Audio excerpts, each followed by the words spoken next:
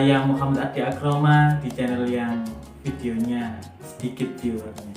Tapi nggak apa-apa. Yang penting kita menyampaikan ilmu yang saya dapat dari kampus saya. Kali ini kita akan membahas tentang sosiologi hukum. Sosiologi hukum itu diambil dari dua kata, yaitu sosiologi dan hukum.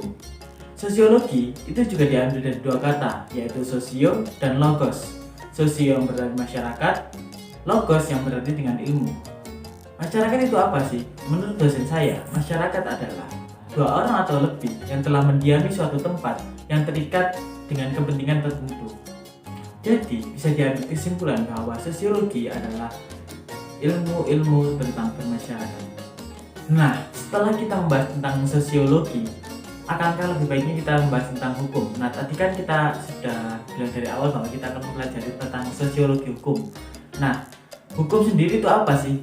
Hukum menurut KBBI adalah peraturan atau adat yang secara resmi dianggap mengikat yang dikukuhkan oleh penguasa atau pemerintah. Jadi, kalau diambil kesimpulan, sosiologi hukum adalah ilmu tentang masyarakat yang berhubungan dengan hukum. Begitu. Ada beberapa orang ahli yang mengartikan sosiologi hukum ini. Salah satunya adalah Profesor Suryono Sukanto. Beliau berpendapat bahwa sosiologi hukum adalah cabang ilmu pengetahuan yang secara analitis dan empiris menganalisis dan mempelajari timbal balik antara hukum dengan gejala-gejala sosial lainnya. Analitis itu apa sih? Analitis itu mempelajari secara mendalam, sedangkan empiris itu terlihat di masyarakat. Jadi kalau kita bisa ambil kesimpulan, sosiologi hukum adalah bagaimana hukum itu sendiri berlaku di masyarakat. Nah, nanti dalam hukum itu kita akan mengenal dua hal, yaitu law in book dan law in action.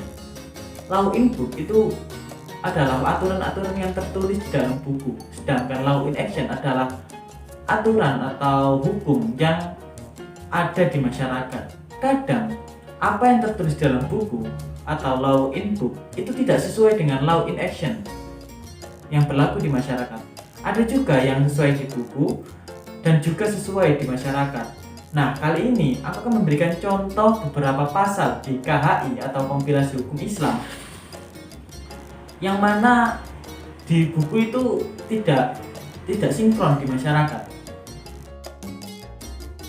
Nomor 1, pasal 5 dan pasal 6. Nah, dalam pasal 5 dan pasal 6 itu membahas tentang percatatan perkawinan.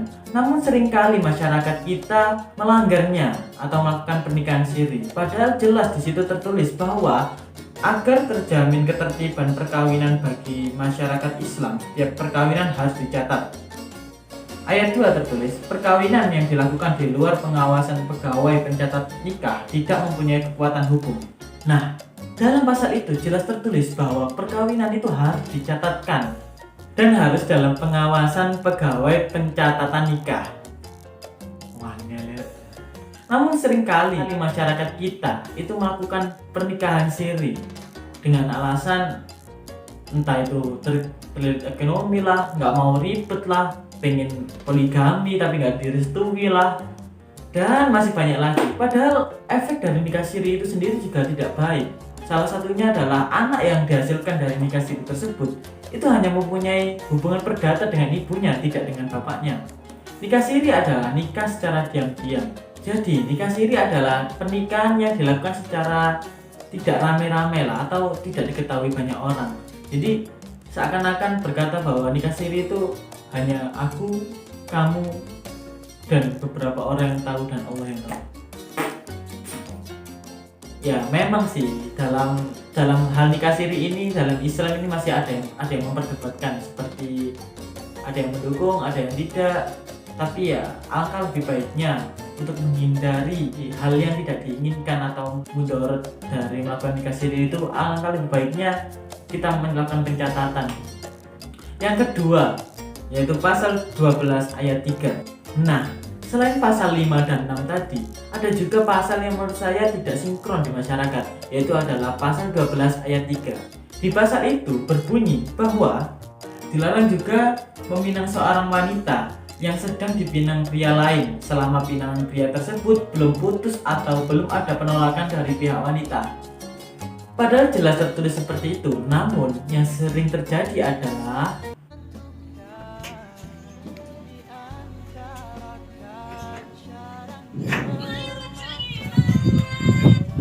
halo, Aku mau ngomong sama kamu. Mulai sekarang kamu jangan hubungi aku lagi. kok gitu? Aku kan udah bilang ke ayah kamu kalau Aku lagi, aku mau nikah sama orang lain. kita kan udah lama. Emang kamu udah aku lupain? Karena aku udah dapet yang lebih kaya daripada kamu. Dirimu di dunia ini dan kau membuang diri. Memang dalam menerima lamaran atau tidaknya saat sedang dilamar itu masih dalam perdebatan antara ulama, seperti Abu Daud yang mengatakan bahwa lamaran itu batal, atau Imam Syafi'i dan Abu Hanifah yang mengatakan bahwa itu sah, atau mayoritas ulama yang berkata bahwa hal itu adalah perbuatan yang haram. Namun terlepas dari itu semua, ya alangkah lebih baiknya kita memberitahu orang tersebut sebelum yang mengambil keputusan. Hal itu juga membuat sakit hati juga kan, kalau itu beneran terjadi. Yang memang pasal ini dibuat untuk mencegah hal yang tidak diinginkan tersebut. Hal itu dibuktikan di pasal 13 ayat 2 yang tertulis bahwa kebebasan memutuskan pinangan dilakukan dengan cara yang baik sesuai dengan tuntunan agama dan kebiasaan setempat agar terbina kerukunan dan saling menghargai. Jadi ya memang ya apa sulitnya sih bilang dulu sebelum mengambil keputusan. Selanjutnya adalah pasal 15. Dalam pasal 15, pasal ini berfokus pada batasan untuk menikah. Dalam pasal ini tertulis bahwa untuk kemaslahatan keluarga dan rumah tangga, perkawinan hanya boleh dilakukan calon mempelai yang telah mencapai umur yang telah ditetapkan dalam pasal 7 Undang-Undang Nomor 1 Tahun 1974, yakni calon suami sekurang-kurangnya berumur 19 tahun dan calon istri sekurang-kurangnya berumur 16 tahun. Ya memang dalam Undang-Undang Perkawinan sudah diperbarui, yaitu laki-laki 19 dan perempuan 19. Namun yang sering terjadi di masyarakat adalah pernikahan di bawah umur.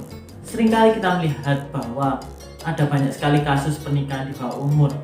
Ya tidak hanya di berita saja, namun di kehidupan lainnya. Pasal 16. Dalam pasal ini tertulis bahwa perkawinan harus berdasarkan atas persetujuan mempelai. Hal itu sesuai dengan apa yang tertulis pada ayat 2 pasal 16 yang tertulis bahwa bentuk persetujuan calon mempelai wanita dapat berupa pernyataan tegas dan nyata dengan tulisan, lisan, atau isyarat, tapi dapat juga berupa diam dalam arti selama tidak ada penolakan yang tegas. Namun, yang sering terjadi di masyarakat adalah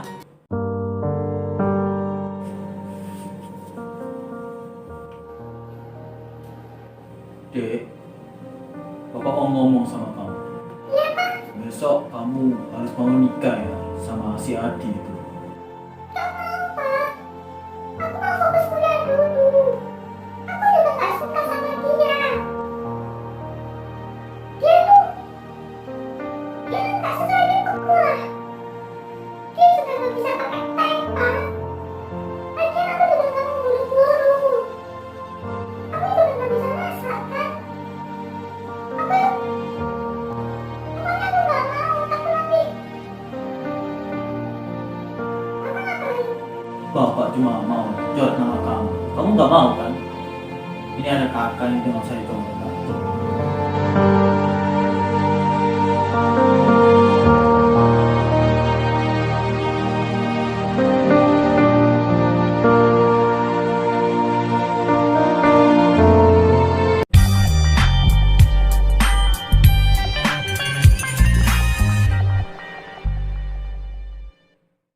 Sesuai dengan cuplikan yang saya tayangkan tadi, itu membuktikan bahwa ada beberapa kasus yang terjadi di masyarakat.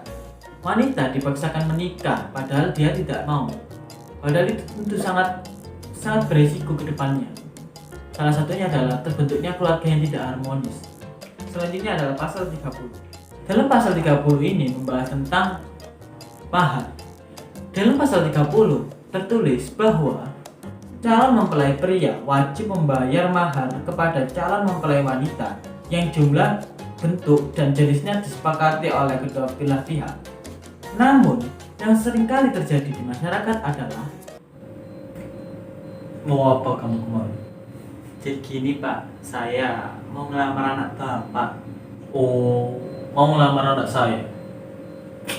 Gak apa-apa. Boleh.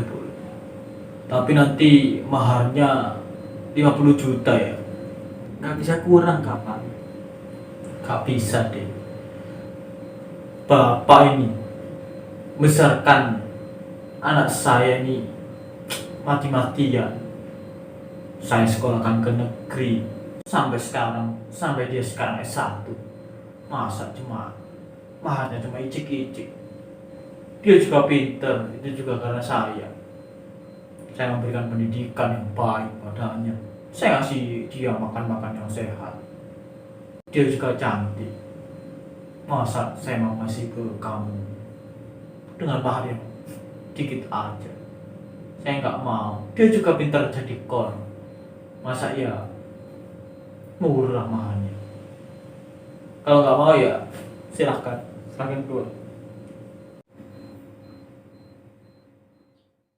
Sesuai dengan cuplikan tadi, seringkali mahar itu ditentukan oleh salah satu pihak, alias bisa dibilang orang tuanya. Dan mahar itu terkadang sangat-sangat berat. Padahal dalam pasal 31 tertulis bahwa penentuan mahar berdasarkan atas kesederhanaan dan kemudahan yang dianjurkan oleh ajaran Islam. Jadi ayolah para orang tua, jangan memperberat calon suami yang hendak menikahi anak Anda. Ya, mencari uang memang tidaklah mudah. Tapi kan ini untuk daripada nanti kejadian yang tidak diinginkan, angka lebih baiknya mempermudah, jangan mempersulit. Nah, itu tadi beberapa pasal yang saya sebutkan jadi tidak relevan di kehidupan masyarakat. Sekian dari saya, kurang lebihnya mohon maaf. Apabila ada salah-salah kata, kalian bisa mengoreksinya di bawah. Kalau ada lebih-lebihnya, saya juga berterima kasih pada Allah yang telah memberikan pengetahuan kepada saya.